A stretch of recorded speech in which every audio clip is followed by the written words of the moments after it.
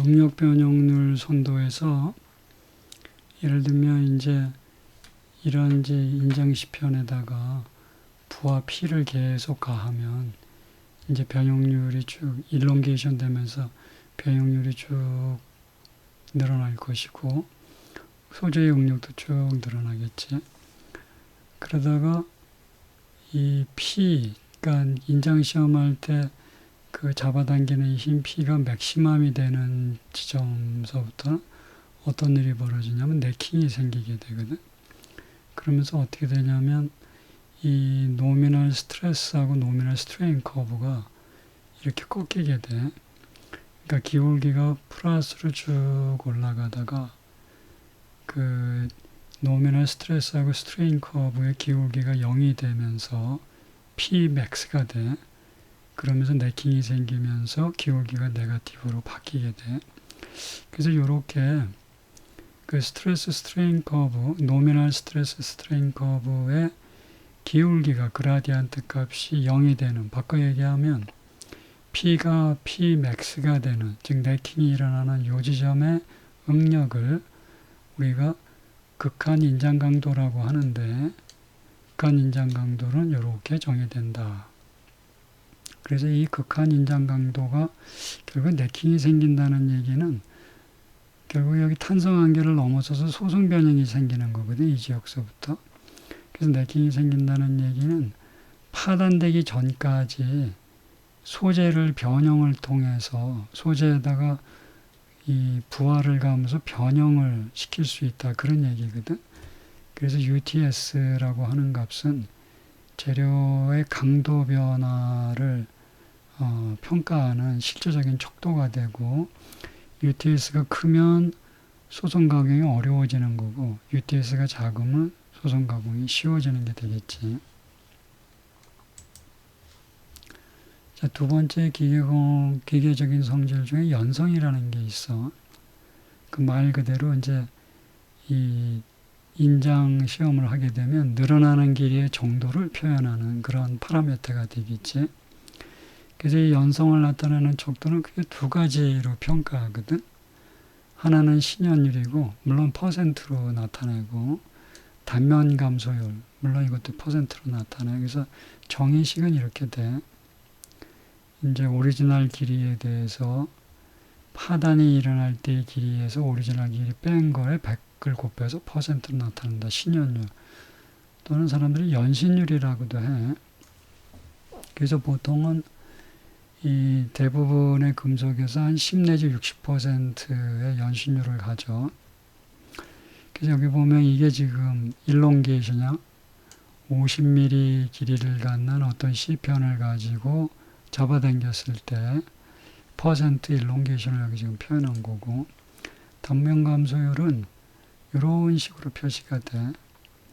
즉 오리지널 단면적이 파단될 때 단면적과 이런 관계를 ROA로 정의를 하고, 대부분의 재료에서 한 20 내지 90% 정도 우리가 이 연성을 단면 감소율로 정의할 수 있는데, 예를 들면 이 어닐링 처리된 스테인리스 스틸은 ROA하고 신현율 사이의 관계가 이렇게 되고, 구리하고 구리 합금 이렇게 되고, 아마 알루미늄 저탄소광 이렇게 돼. 그래서 각각의 재료마다 특성들이 조금씩 틀리지. 그래서 이제 상온에서 지금까지 배운 걸 가지고 기계적 성질을 얘기하면 우리가 이제 영주 모듈러스, 그 다음에 이제 항복 응력, 그 다음에 UTS, 그 다음에 이제 우리가 일롱게이션을 배웠잖아. 그래서 이제 알루미늄 합금소부터 그 다음에 강, 그 다음에 뭐 세라믹, 그 다음에 열 가소성 소재, 이거 플라스틱을 얘기하는 거야. 그 다음에 뭐 글래스 파이버 이래가지고 걔네들의 영주 모듈러스하고 항복력하고 UTS하고 일롱게이션을 우리가 이렇게 살펴볼 수가 있어. 자, 앞으로 할 얘기겠지만 강의 경우 보면 말이야, 영주 모듈러스, 항복응력, 그 다음에 인장 강도, 일롱게이션 굉장히 좋아. 그러니까 연신율도 굉장히 좋지. 신연율도 굉장히 좋고. 근데 이 세라믹 같은 거 보면 신연율이 0이야. 이건 무슨 소리지? 세라믹은 말 그대로 여기 지금 강하고 비교하면 UTS가 굉장히 크지. 여기서 뭐 세라믹의 UTS는 이게 압축 강도야. 인장 강도가 아니고. 큰 거는. 이게 인장을 할 때는 인장 강도가 굉장히 약해. 바꿔 얘기하면 일롱게이션 0이라는 얘기는 추이성이 굉장히 강하다는 얘기지. 그렇지만 압축 강도는 굉장히 크다. 나중에 얘기하겠지만 이게 카본 파이버나 글래스 파이버를 보자고. 얘네들 마찬가지야. 굉장히 UTS가 크지. 굉장히 크다고. 뭐보다 크냐면 강철보다 커. 그 대신 일롱게이션은 0이지.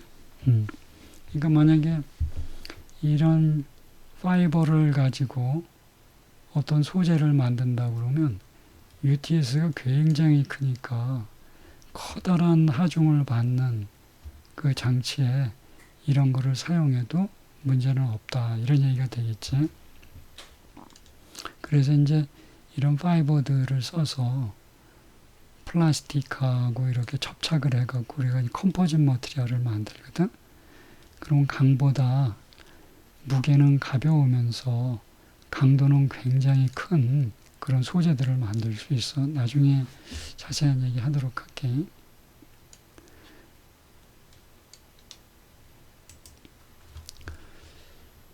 그 다음에 이제 진응력하고 진변형률이라고 하는 걸 이제 정의를 해야 되는데, 소선가공에서는 그 고체역학하고 달리 이 변형률이라고 하는 게 굉장히 크게 일어나거든. 왜냐하면 변형을 줘서 원소재를 변형을 시켜서 제품을 만들어야 되기 때문에. 그래서 이 공학적 변형률과 공학적 응력하고는 좀 다른 개념. 그러니까 트루 스트레스, 트루 스트레인을 정의하는 게 필요해. 그래서 트루 스트레스는 어떻게 정의하냐면 공학적 응력을 정의할 때는 가해지는 힘을 원 오리지널 그 크로스 섹셔널 에리아로 나눴었잖아. 근데 진응력에서는 이렇게 A 값이 A0가 아니라 액츄얼 에리아. 그러니까 인장 시험이 이루어져 네킹이 이루어지면 단면적이 작아지잖아. 그지?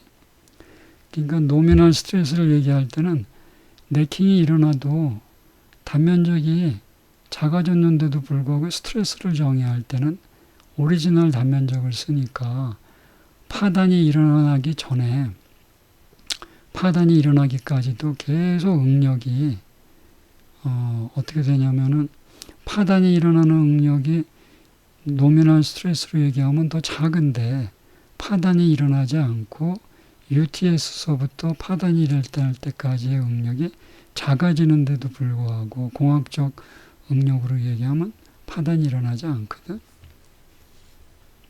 근데 이제 트루 스트레스로 얘기하면 우리가 명확하게 알 수가 있어. 파단이 일어나기 전까지 응력은 계속 증가한다. 그 말이 맞는 거거든. 왜 그러냐면 A가 네킹이 생기면서 작아지기 때문에. 그 다음에 이제 변형률도, 변형률이라고 하는 것이 이 인장시험을 하게 되면 결국에 변형률이라고 하는 것은 어떤 순간에서 봤을 때 결국 어떤 순간에 늘어나는 길이만큼 또 어떤 순간에 늘어나는 길이만큼 또 어떤 순간에 늘어나는 길이만큼 결국 인장을 하게 되면 어떤 순간들이 시간에 따라서 변하잖아. 그런 변형률들을 더해서 합산해서 변형률을 나타내야 그게 트루 스트레인이잖아. 그게 이 값이거든. 자, 어떤 순간의 길이가 L이야. 그 순간에 힘을 받아서 늘어난 길이가 델타 L. 그걸 미소하게 표현하면 DL로 표현할 수 있지. 그래서 L분의 DL이 어떤 순간의 변형률이라고. 그런 어떤 순간의 변형률을 초기 길이에서부터 최종 길이까지를 합해서 시그마라는 게 이제 인테그레이션이라는 게 시그마잖아. 그래서 합해서 나타낸 거. 그게 변형률이다. 이게 트루 스트레인이다. 요거를 적분하면 이렇게 되잖아. 그지? 그래서 요거를 우리가 트루 스트레인으로 정의한다. 근데 요렇게 이 트루 스트레인 값을 우리가 고체역학에서는 왜 이렇게 트루 스트레스하고 트루 스트레인을 안 썼냐면, 만약에 변형량이 굉장히 스몰이라면 우리가 먼저 생각했었던 공학적 변형률하고 트루 스트레인하고 값이 거의 유사해.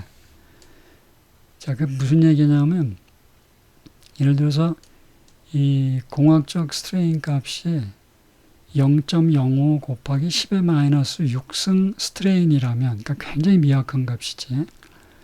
그런 값이라면 두 개의 값이 같다. 그래서 그냥 고체역학, 재료역학에서는 그냥 A도 A0, 여기서 이 스트레인 값도 L0분의 델타 L 이렇게 표현했던 거야. 근데 소송 가공에서는 그렇게 하면 안 돼.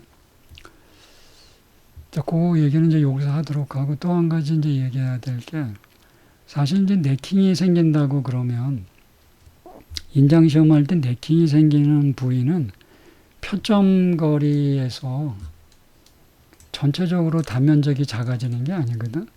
자, 여기서 이제 힘을 P로 당겨. 그럼 여기서부터 요 점 사이에 표점 거리 L의 길이가 변형을 하거든. 그러다가 네킹이 생기는 건 어디서 생기냐면 중심부에서 생겨. 여기 표점거리서부터 표점거리 사이에서 단면적이 모두 일정하게 작아지는 게 아니라 중심부, 네킹이 생기는 부위에서만 작아진다고. 그지? 자, 그거를 이제 상기하면서, 그러니까 네킹도 3차원적으로 얘기하면 표점거리 근방에서는 단면적의 변화가 많지 않아. 근데 중앙 부분에서만 단면적 변화가 많아. 그러니까 여기 A를 얘기할 때 이 A 값을 사실은 네킹이 일어나는 부위에 A로 우리가 정의를 하긴 했지만, 사실 표점거리 사이에 A로 사실 정의해야 되겠지. 근데 실제적으로는 표점거리 사이에서 유니폼하게 리덕션 오브 에리어가 일어나는 게 아니거든. 그래서 그걸 상기하면서 우리 요거 하나 생각해 보자. 자, 예를 들어서 왜 우리가 트루 스트레스, 트루 스트레인의 개념을 생각해야 되냐면, 예를 들어서 내가 L이 5cm짜리가 있었어. 그걸 그때 10cm로 늘렸어. 스트레인 값 얼마지? 5cm를 10cm로 늘렸어. 길이를 2배만큼. 자, 그 다음에 이번에는 5cm짜리를 2.5cm로 길이를 줄였어. 반으로. 자, 스트레인 값 얼마지? 개념이 똑같지? 5cm를 10cm로 늘린 거하고 5cm를 2.5cm로 줄인 거하고 변형률의 양은 똑같아야 되거든. 그래서 실제 요 식에다가 갖다 집어넣고 계산을 하면 트루 스트레인 값은 5cm로 10cm로 늘렸을 때 스트레인은 0.69가 나와. 마찬가지로 5cm를 2.5cm로 줄였을 때 50% 반으로 줄였을 때 길이를 스트레인 값이 컴프레션 스트레인 값이 0.69 마이너스가 나와. 그러니까 똑같은 개념이지, 그지? 부호만 바꿨잖아. 이거는 인장이고 이건 컴프레션이고. 근데 이걸 갖다가 엔지니어링 스트레인으로 얘기하면 5cm가 10으로 나왔으니까 5분의 10 마이너스 5. 그러니까 어떻게 돼? 1이 되지? 그 다음에 여기서는 어떻게 돼? 5를 갖다가 2.5 빼기 5 어떻게 돼? 마이너스 50%. 그러니까 0. 마이너스 0.5. 뭔가 개념이 다르잖아, 그지? 이게 맞는 개념이지. 그래서 우리가 트루 스트레스, 트루 스트레인을 가지고 소송 가공해서 소송 변형할 때는 우리가 트루 스트레스, 스트레인 개념을 사용해야 돼. 자, 어떤 소재를 갖다 변형을 시켰어. 스트레인 값이 0에서부터 출발해서 여기가 1이야. 굉장히 큰 스트레인이지. 고체역학에서는 여러분들 스트레인 값 따질 때 0.02 곱하기 10의 마이너스 6승 이 정도 따졌었다고.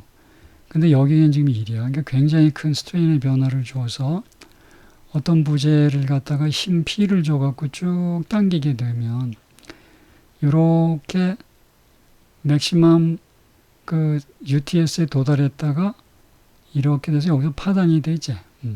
이렇게 파단이 돼. 그래서 이 P 늘어난 길이하고 부하를 보면 곡선이 이렇게 돼. 그래서 여기서 이제 Pmax가 되고, 그 다음에 이걸 갖다가 오리지널 단면적으로 나눠. 그 다음에 이제 오리지널 길이로 늘어난 길이를 나눠. 그래서 엔지니어링 스트레인과 엔지니어링 스트레스 표현하면 요렇게 그래프가 돼. 그러니까 바로 Pmax가 되는 요 지점. 이게 UTS 값이 되지. 이게 이제 프랙처가 일어나는 응력 값이 되고. 자, 이걸 갖다가, 그러니까 뭐가 이상한 거냐면, 왜 응력 값이 작은데 파단이 일어나지? 응력 값이 큰 데서 파단이 일어나야 되는데, 뭔가 개념이 이상하거든. 자, 근데 이걸 갖다 이제 우리가 고쳐. 어떻게 고치냐면, 여기에 스트레스하고 스트레인을 트루 스트레스하고 트루 스트레인으로 바꿔. 그래서 트루 스트레스 스트레인 커브를 그려서 똑같은 소재에다가 부하를 가하게 되면 이렇게 돼. 즉, 응력이 점점 늘어나서 파단이 될 때 최고 응력이 되게 하고, 그 다음에 그때 최대 변형률이 생겨. 이게 실제 일어나는 현상이 이렇게 일어나거든. 물론 이걸 갖다 이제 아까 설명했듯이 표점 거리에서 L0가 유니폼하게 그 리덕션 오브 에리어가 일어나지 않거든. 그래서 그걸 갖다 이제 컴펜세이션을 해. 진짜 아주 트루로. 그래서 트루 스트레스 스트레인을 다시 그리면 이렇게 돼. 역시 마찬가지거든. 응력은 계속 파단되기 전까지 증가해. 스트레인도 증가해. 그래서 어느 응력 이상 되면 트루 스트레스가 되면 파단이 돼. 그러니까 소재를 변형시킬 때는 이런 파단 응력이 되기 전에 여기서 변형을 시켜야 되겠지. 자, 그래서 이제 트루 스트레스 스트레인 커브를 본다면 UTS 점은 어디가 될까? 바로 Pmax가 작용하는, 즉 UTS 점을 찾으려면 UTS 점은 요점이 되겠지, 그지? Pmax가 작용하는 지점이 요 지점이거든. 그래서 우리가 트루 스트레스 스트레인 커브에서 봤을 때는 UTS는 여기고 파단될 때 스트레스는 여기다라는 걸 알 수가 있어. 그래서 요 그림표가 보면 이렇게 그려지는데 요거를 갖다가 여기에 스케일하고 여기에 스케일을 갖다가 이 상용록으로 바꿀 수가 있거든. 그래서 여기다 로그를 씌워. 그래서 로그 시그마는 로그 K 더하기 N 곱하기 로그 입실란이 되잖아. 그렇게 해서 그려보면 요 그림표가 초월함수로 표시되는 요것이 이렇게 직선으로 표현할 수가 있어. 그래서 입실런이 1일 때 요 값이 뭐에 해당하냐면 K, 강도계수에 해당하고 요 직선의 기울기 요게 N이야. N이 1보다 크면 가공경화가 생기는 거지. 아니, N이 0보다 크면 가공경화가 생기게 되지. N이 만약에 0이면은 이렇게 되잖아. 그지? 그래서 N이 0보다 크게 되면 가공경화가 생기게 되지. 그래서 우리가 데이터베이스들을 찾아보면 이렇게 스트레스 스트레인 커브를 그리지 않고 그냥 데이터베이스 이렇게 나와. K하고 N 값을 주어지거든. 이렇게. 그래서 이 K하고 N 값을 이용을 하면 우리가 어떤 소재의 경우에 스트레스 스트레인 커브는 이렇게 되는구나. 바꿔 얘기하면 그걸 갖다가 리니어 스케일로 바꾸면 이렇게 되는구나 하는 걸 알 수가 있어요. 그래서 앞으로 이제 소송 가공하게 되면 요 강도계수와 가공경화 지수만 알면 우리가 스트레스 스트레인 릴레이션십을 쉽게 알아낼 수가 있어요. 그 다음에 이제 소송 가공할 때 이제 앞으로 그냥 유니폼 변형을 한다라고 하자고. 왜 그러냐면 실제로는 유니폼 변형하지는 않아요. 국부적으로 변형들이 다 틀려. 근데 이제 계산을 하고 뭔가 이 설계를 하고 할 때 뭐 FEM을 이용해서 하고 뭐 이렇게 하면 뭐 커머셜 소프트웨어를 이용해서 해도 되지만 우리는 그냥 수학적으로 계산을 해서 어떤 예측해야 되는 경우가 많이 필요하거든. 그때는 그냥 유니폼하게 변형한다 이렇게 생각하자고. 그때 이런 관계가 또 성립이 돼. 이거 굉장히 중요한 거야. 이게 무슨 소리냐면 금속이라고 하는 것은 incompressible material이잖아. 우리 유체역학에서 보면 유체도 incompressible flow로 우리가 계산을 하잖아. 아니 물이 유체가 incompressible 비압축성이라고 그러면 금속도 당연히 비압축성이겠지.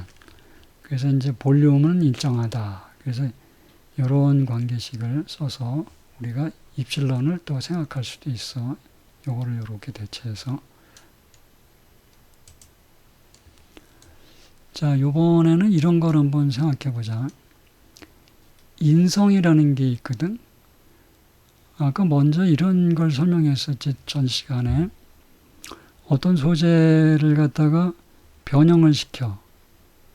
그러면 그 소재를 변형하는데 사용했던 에너지의 일부가 탄성복원된다 그랬잖아. 탄성복원된다 그랬어. 그래서 모듈러스 오브 리질리언스라고 하는 그 파라메터를 우리가 정의했었거든. 그때 그 파라메터는 어떤 값에 비례한다고 그러냐? 항복력하고 항복이 일어날 때 변형률의 제곱에 그 반에 비례하는 걸로 이렇게 정의를 했었단 말이야. 그래서 그거를 한번 상기하면서 한번 보자. 여기가 스트레인이고 이제 스트레스야. 어떤 소재에 내가 스트레스 스트레인 커브를 구했어. 이건 이제 트루 스트레스 스트레인 갖고 다 얘기할게. 그럼 어떤 건 이렇게 돼서 여기서 파단이 일어나. 예를 들면 어떤 건 이렇게 가도 여기서 파단이 일어나. 어떤 건 이렇게 가도 여기서 파단이. 어떤 건 여기서 이렇게 파단이 일어났다고 하자. 자, 이거하고 이거의 차이가 뭘까? 즉 이거하고 이거의 차이는 뭐지? 얘의 경우는 스트레인의 변화가 얼마 없지. 그러고선 파단이 일어났지. 얘의 경우는 스트레인의 변화가 많이 일어나면서 파단이 됐으니까 소송 가공을 할 때 어떤 게 유리해? 이게 유리하지. 자, 그러면 파단이 이제 변형을 얼마 안 했는데도 파단이 일어난다. 그 얘기는 바꿔 얘기하면 무슨 소리지? 연성이 떨어진다. 이런 얘기야. 그래서 우리가 이제 이런 거를 정의를 했어. 어떤 소재가 이제 응력을 받을 때 파단이 일어나는 것이 예를 들면 쉽게 일어나느냐 아니면 변형을 많이 시켜도 잘 일어나지 않느냐 그런 것을 판단하는 척도에 인성이라는 거를 정의를 했어. 자, 그래서 이제 인성을 정의할 때 어떻게 정의하냐면 이 스트레스 스트레인 커브가 만드는 이 면적으로 한번 정의를 해보자. 그게 바로 요거거든. 자, 시그마하고 거기다가 D 입실론을 곱해갖고 적분을 해서 이건 무슨 소리지?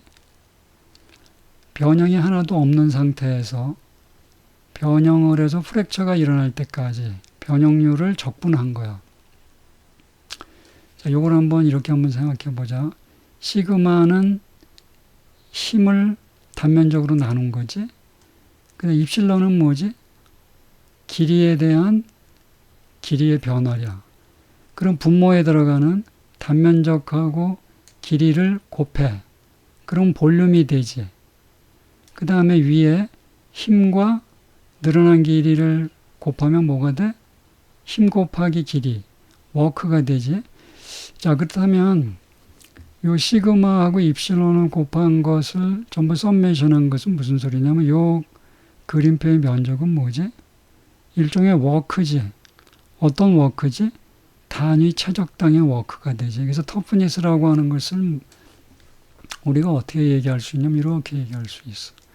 단위 최적당의 에너지다. 어떤 소재의 단위 최적을 변형을 시켜서 파괴가 될 때까지 필요로 하는 에너지.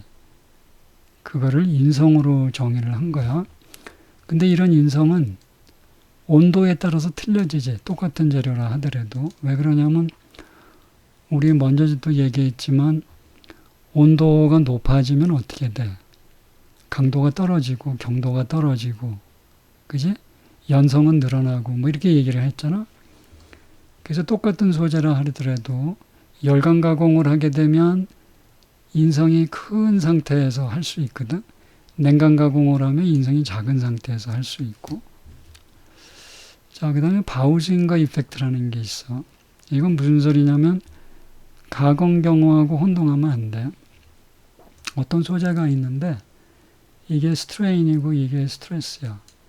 부하를 가해서 변형을 시켰어. 쭉 변형을 시키다가 어느 지점에서 부하를 빼. 그러면 어떻게 되지? 언로딩이 되지.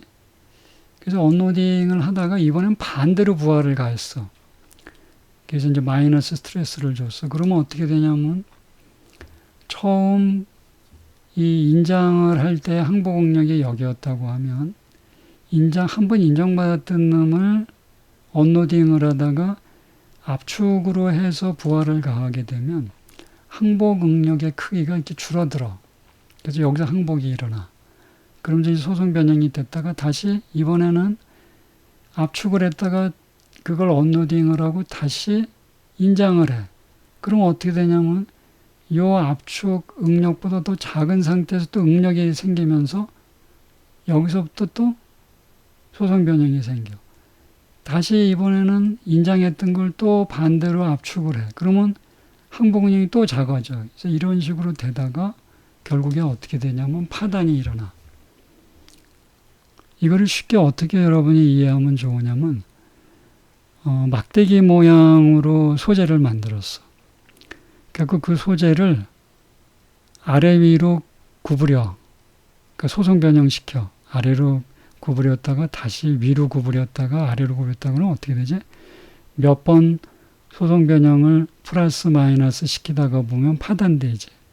바로 그런 현상을 뭐라고 그러냐면 가공 연화 또는 변형 연화라고 그래. 그래서 그걸 바우징거 이펙트라고 한다. 그 다음에 이제 변형 속도하고 변형률 속도라는 게 있어. 이제 소송 가공을 시킬 때 천천히 시키는 경우, 그럼 변형 속도가 느린 거지. 근데 생산성을 높이려면 어떻게 해야 돼?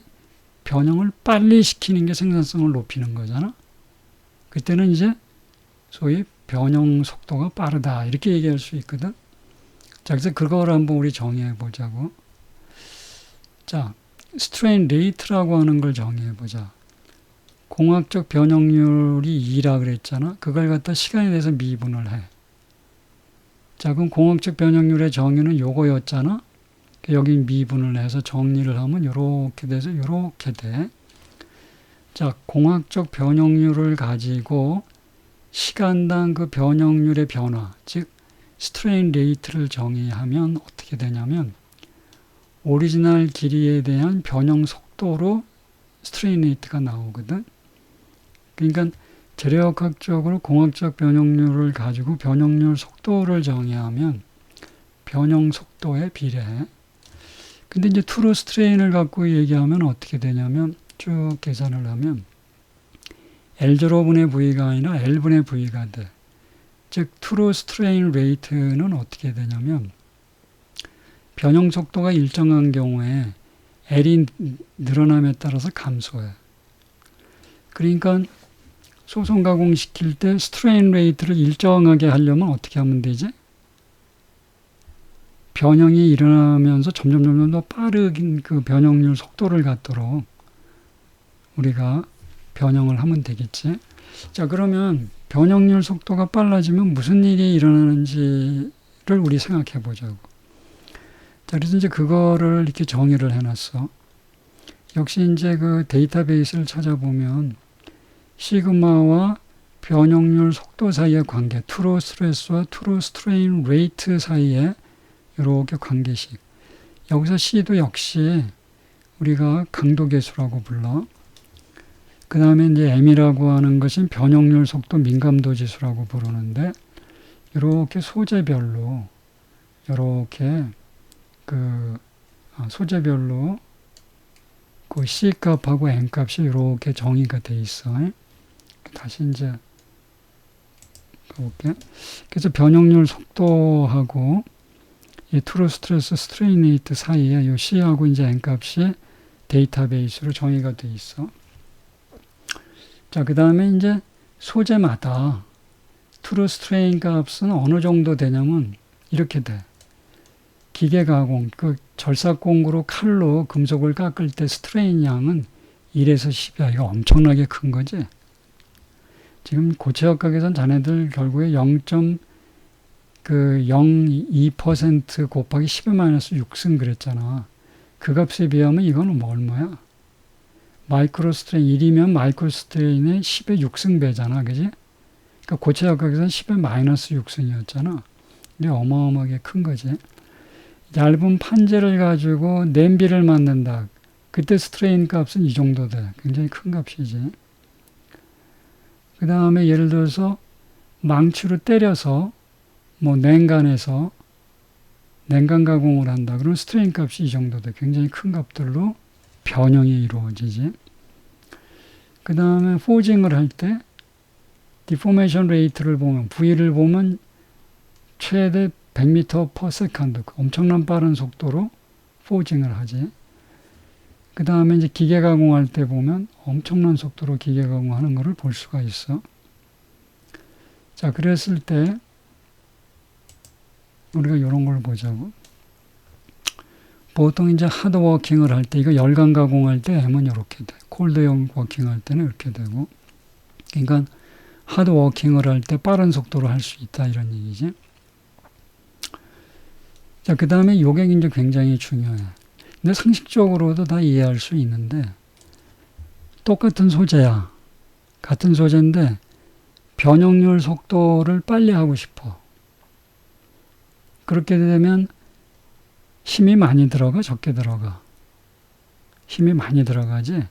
그러니까 변형률, 생산성을 높이기 위해서 변형률 속도를 빨리빨리 늘린다 그러면 어떻게 되냐면 힘이 많이 들어가. 바꿔 얘기하면 단위 시간당 힘이 많이 들어가면 에너지가 많이 소모되는 거야. 천천히 가공하면 에너지를 적게 쓸 수 있는 거지. 자, 그 관계를 여기서 지금 보여주거든. 이게 이제 인장 강도야. 소송 가공의 척도가 되는 게 인장 강도라고 그랬잖아. 여기가 스트레인 레이트야. 이쪽이 느리게 하는 거고 이쪽이 빨리 가공하는 거야. 그래서 열간 가공을 해. 뭐 1000도씨라고 가정하자고. 그래갖고 이제 열간 가공을 하게 되면 느리게 할 때는 어떻게 돼? 소성 변형에 필요한 UTS가 같은 재료인데 굉장히 작아. 10보다 작지? 근데 점점 속도를 빨리 하면 어떻게 돼? 점점 큰 힘이 필요하지, 그지? UTS가 점점 커진단 말이야. UTS가 커진다는 얘기는 뭐냐면 그만큼 변형 속도가 늘어남에 따라서 더 큰 힘을 줘야 소성 변형이 이루어진다는 거야. 그럼 그 힘을 작게 하려면 어떻게 되지? 속도를 빠르게 하고 이 속도를 유지하고 싶다. 근데 나 될 수 있으면 좀 이 힘을 적게 들이면서 가공하고 싶다 그러면 어떻게 돼? 냉간에서 하면 굉장히 큰 힘이 들어가지. 근데 온도를 높여서 열간으로 하면 힘이 적게 들어가지. 그러니까 우리가 재결정 온도를 기준으로 해서 뭐 열간 가공, 냉간 가공 한다고 그러는데 결국에 생산성을 높이기 위해서는 어떤 가공이 좋아? 냉간 가공보다는 열간 가공이 좋다. 근데 열간 가공하면 힘을 적게 들이면서 에너지를 적게 쓰면서 빨리빨리 가공할 수는 있어. 그렇지만 무슨 일이 벌어진다고? 결국에 부품이 열을 받은 상태에서 작업을 하게 되니까 공기에 노출되면서 산화가 일어나지. 그러니까 정밀도가 떨어지고. 그래서 부품의 퀄리티가 나빠지겠지. 자, 그 다음에 이제 기계적 성질 중에 이제 이 시어 모듈러스라고 하는 것을 우리가 구해야 될 필요가 있어. 물론 데이터베이스에 주어져 있으면 데이터베이스가 이용하면 되지만 실제 데이터베이스와 실제 또 부품하고는 다를 수 있단 말이야. 어떻게 G를 구하지? 이렇게 비틀림 시험을 하면 되겠지. 소재가 있어. 이렇게 파이프로 만들어서 여기 L이라고 하는 어떤 그 구간상에서 쉽게 이 각변이가 생기도록 만드는 거야. 그래서 예를 들면 이쪽을 붙잡고 이쪽에다가 토크를 가해주면 여기 있던 놈이 이렇게 Rp만큼 변이가 발생하겠죠. 횡변이가. 그랬을 때 내가 시어 스트레인을 구하면 이렇게 구해지지. 그러면 이제 스트레스 스트레인 릴레이션십에서 이렇게 되니까 시어 모듈러스를 이렇게 구할 수 있지. 만약에 이 소재에 대해서 내가 뿌아송 레시오를 알고 있다. 그 다음에 인장 시험을 했다. 그러면 시어 모듈러스는 또 이렇게 구할 수도 있지. 자, 그 다음에 내가 이제 어떤 소재를 갖고 굽힘 시험을 또 할 수 있어. 이게 3점 굽힘이지. 이거 이제 4점 굽힘이고, 이렇게 되는 경우 여기에 가해진, 이 단면에 가해지는 그 모멘트를 구하면 이렇게 되지. 요 공형에는 모멘트가 이렇게 되지. 그래서 어떤 중립축으로부터 이 판재의 그 폭을 구하면 그게 C라고 했을 때 최대 걸리는 굽힘 목력은 어떻게 되지? 여기에 모멘트가 이렇게 걸렸다 그러면 최대 걸리는 굽힘 목력은 이렇게 우리가 단면 계수를 이용해서 구할 수 있지. 그래서 판재를 굽힐 때, 밴딩 작업할 때 굽힘 능력이 얼마가 필요한가. 우리가 만약에 데이터베이스가 없다면 이런 식으로 해서 3점 굽힘을 하든지 4점 굽힘을 해서 굽힘 능력을 쉽게 산출해낼 수 있겠지. 자, 그 다음에 굉장히 중요한 파라미터가 경도야. 이 경도 시험을 굉장히 많이 하거든. 우리가 앞서서 내가 열 처리를 설명을 했었잖아. 열 처리에서 중요한 게 뭐라고? 결국에 냉각 속도를 조절해서 우리가 담금질을 하든지 뭐 템퍼링을 하든지 뭐 이런다 그랬잖아. 자, 내가 담금질을 해서 어떤 금형을 만드는데 금형의 강도를 뭐 로코엘 C 경도로 해서 65 이상을 확보하고 싶다. 열 처리를 통해서. 어떻게 확보하지? 경도 시험을 해봐야 되겠지. 왜 경도 시험을 해보냐면 로코엘 C를 65를 살펴보자. 경도 시험은 굉장히 쉬워. 어떻게 하냐면 소재가 있으면 강구 같은 거를 이용해서 여기다 힘을 주면 여기에 이렇게 움푹 파이면서 인덴테이션이 이렇게 생기거든. 이런 모양으로. 그렇게 되면 이 뎁스를 가지고 경도를 파악할 수가 있어. 그래서 여러 가지 방법인데 뭐 브린넬, 뭐 비커스, 로코엘, 뭐 ABC 스케일 뭐 이렇게 쭉 있는데 강구들을 써. 이렇게. 물론 다이아몬드 피라미드를 쓸 수도 있어. 비커스 같은 경우에는. 근데 기본 원리는 똑같아.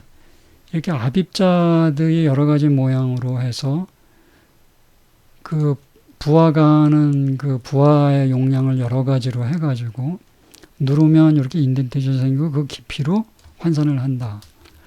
많이 쓰이는 게 브린넬 여기 3000kg 포스를 가하면서 10mm의 강구를 이용해서 이렇게 압입을 하거든. 그렇게 해서 만약에 경도를 측정하면 그게 요와 같은 단위를 갖는 브린넬 경도 값이 나와. 물론 브린넬 경도로 할 때 그 값이 500 이상이 되면 그때는 텅스텐 카바이드 볼을 써. 그렇게 해서 이제 브린넬 경도 값이 나오면 그 브린넬 경도 곱하기 3.5를 해줘. 그러면 그 소재의 UTS 값이랑 유사해져. 이 얘기가 무슨 소리지? 즉 하드니스라고 하는 것은 항복응력에 비례한다. 근데 특별히 브린넬 하드니스를 하게 되면 브린넬 하드니스의 3.5배를 곱하면 UTS랑 같아진다. 내가 결국에는 금형강을 가지고 금형을 만들 때 결국엔 가공이 끝나고 나면 거의 마지막 단계에 가서 열 처리를 하거든. 그러고서 이제 피니싱을 하게 되는데 연삭을 통해서 열 처리를 하는 이유는 뭐냐면 금형의 강도를 확보하고 싶은 거야. 소성 변형을 하려고 그러는데 소재의 UTS가 40이다. 그럼 금형의 UTS는 얼마야? 40보다는 커야 될 거 아니야, 그지? 자, 그래서 65짜리를 내가 만들어야 되겠다. 65 곱하기면 3.5 하면 한 200 뭐 킬로그램 포스포 제곱밀리미터의 강도를 내가 확보하고 싶다. 그러면 어떻게 하면 되냐면 요 공식을 이용해서 브린넬 경도로 환산을 해서 한 로크웰시 65 정도면 되겠다. 그러면 인장 시험을 하지 않고, 인장 시험을 하려면 인장 시험기가 있어야 돼. 큰 게. 그리고 인장 시험편을 만들어야 되고, 열 처리를 하다 말고 무슨 놈의 인장 시험편을 만들어? 간단하게 그냥 경도기에 가서 찍어보면, 그래갖고 요렇게 환산하면 UTS를 할 수 있거든.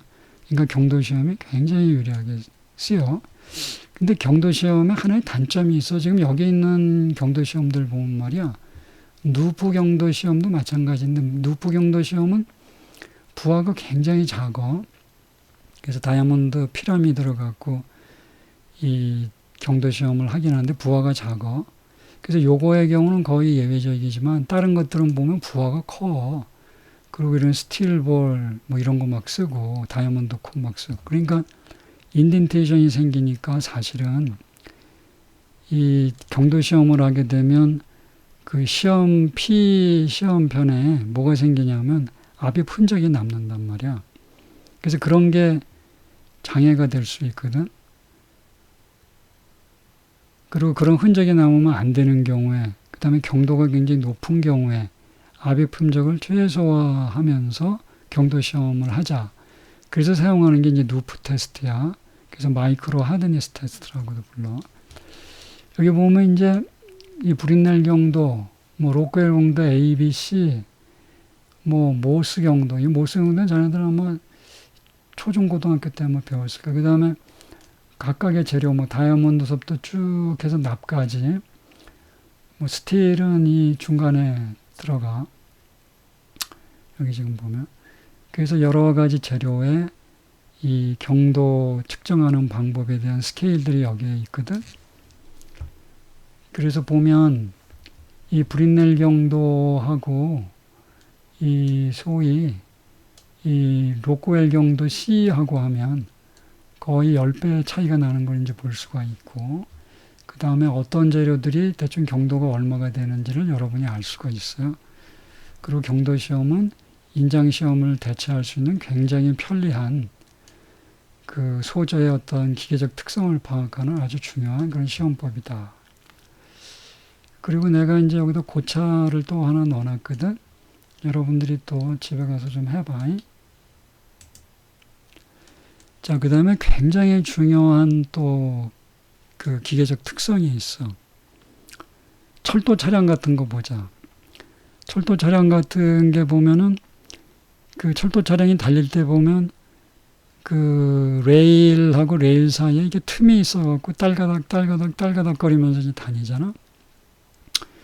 그 다음에 이제 자동차 같은 것도 보면 어떻게 되냐면 연소할 때마다 피스톤 실린더에서 연소가 될 때마다 팡팡팡팡 터지잖아. 일종의 그런 다이나믹 스트레스가 항상 기계에는 존재해요. 예를 들면. 그래서 그런 다이나믹 스트레스. 그래서 부하가 보면 이렇게 사인파를 그린단 말이야. 이런 다이나믹 스트레스가 걸리면 반복 하중이거든. 그럼 반복 하중이 걸리게 되면, 소재 반복 하중이 걸리게 되면 소재의 소위 파단 응력은 100이지만 그 소재가 반복 하중을 해서 그 앰플리튜드가 50 정도 걸리게 되면 반복 하중을 뭐 100번, 1000번, 10,000번, 10만 번 받다가 보면 파단 응력보다도 낮은 응력에서 소재가 파손될 수 있거든. 그래서 그런 거를 규정하는 게 P로야. 그래서 다이나믹 로드 때문에 이제 스트레스라고 하는 게 이렇게 어떤 이 조화함수처럼 다이나믹 로드를 받는단 말이에요. 이때 이 S 값이 크지 않더라도 소재가 파손될 수 있고, 여기 한번 이걸 보자. 이게 소위 이제 우리가 많이 쓰는 이제 탄소광인데, 이게 이제 반복 횟수야. N. 횟수야. 횟수가 한 10의 6승, 7승 넘어가게 되면 어떻게 되냐면, 똑같은 소재인데도 불구하고, 예를 들어서 하중이, 여기서 지금 예를 들면, 1000번이야. 1000번 이상 반복 하중을 받게 되면 400메가파스칼 이상에서 반복 하중을 받으면 이 탄소광은 부서진다는 얘기야. 근데 그걸 갖다가 10의 7승회수까지 하면 400이 아니라 300이면 부서진다는 얘기야. 근데 이게 묘한 게 낮은 회수에서는 높은 반복 하중의 앰플리튜드를 견딜 수 있는데 회수가 많아지면 많아질수록 앰플리튜드가 점점 작아져. 근데 특이한 게 이런 강은 만약에 여기서 내가 300메가파스칼 이하에서 반복 하중을 받는다면, 즉 250메가파스칼에서 반복 하중을 받으면 10의 7승이 아니라 10의 10승 이상 가더라도 파손이 안 일어나. 자, 그러면 반복 하중을 받는 어떤 기계의 부품을 설계할 때 우리가 뭐에 관심을 가져야 되겠지? 피로 한도에 관심을 가져야 돼. 이게 바로 피로 한도야. 그래서 예를 들면 이 탄소광 소재의 피로 한도가 예를 들면 300메가파스칼이다. 그러면 300메가파스칼보다 낮은 소위 다이나믹 로드를 받는 경우라면 절대로 피로에 의한 파괴는 안 일어나겠지. 그래서 굉장히 중요한 그런 설계 파라미터야. 그래서 소재가 있으면 UTS에만 관심을 갖는 게 아니라 바로 이 피로 한도에도 관심을 가져야 돼. 그래서 한번 보자. 이게 UTS야. 이게 엔듀런스 리미트야. 스틸의 경우 이렇게 돼. 그래서 UTS의 한 50% 정도. 타이타늄 같은 경우에 60% 정도. 근데 이제 알루미늄 같은 건 어떻게 반복 하중 받는데 굉장히 위험하지. 그지? 왜냐면 스틸의 경우는 이렇게 어떤 엔듀런스 리미트를 정의하기가 쉬운데 얘는 부하가 받는 UTS 값이 커지면 따라서 엔듀런스 리미트가 작아지니까. 그래서 스틸이라는 게 가격도 싸고 피로 특성도 좋고 열 처리도 잘 되고 지구성이 풍부하고 그래서 우리가 스틸을 소재로 많이 사용하는 거야. 그 다음에 이번에는 또 이런 특성이 있어. 그럼 다이나믹 로드가 걸릴 때만 어떤 소재가 갖는 UTS보다 낮은 데서 파괴가 일어나느냐? 그렇지 않아. 정적인 하중을 받을 때도 파괴가 일어날 수 있어. 어떻게 일어날 수 있냐 봐봐. 이게 시간이야. 어떤 소재를 이제 응력 계산 다 해갖고 설계했어. 자동차에 이제 부품으로 채용을 했어. 그리고 절대로 그 스트레스에는 피로도 없고 아무것도 문제가 없게 잘 설계해 놨거든. 근데 얘가 정적 부하를 받는 거야. 근데 그 정적 부하 받아봐야 뭐 항복 응력도 미치고 뭐 Y값 받아도 작고 문제될 게 없다 이렇게 생각을 했는데 시간이 많이 지나면서 점점 일정해야 될 스트레인 값이 점점 스트레인이 커지면서 결국에는 파단이 생겨. 즉 항복력보다도 낮은 값의 스트레인 값을 받도록 설계해서 만들어 놓은 부품이더라도 정적인 부하가 오래 가해지면 어떤 소재는 스스로 응력이 이완이 되면서 파괴될 수 있다. 정적 부하성. 그런 현상을 뭐라고 하냐? 크리프라 그래. 크립 현상이 심각한 게 마그네슘이야. 마그네슘은 앞으로 자네들이 이제 자습해보면 알지만 경량금속이거든. 그러니까 우리가 마그네슘을 써서 자동차를 만들거나 비행기를 만들면 가볍단 말이야. 좋은 금속이고. 근데 왜 못하냐? 스트레스를 일정하게 받고 있으면 크리프가 생겨. 그래서 나사가 풀려버려. 그래서 우리가 이런 크리프도 굉장히 중요하게 생각해야 돼.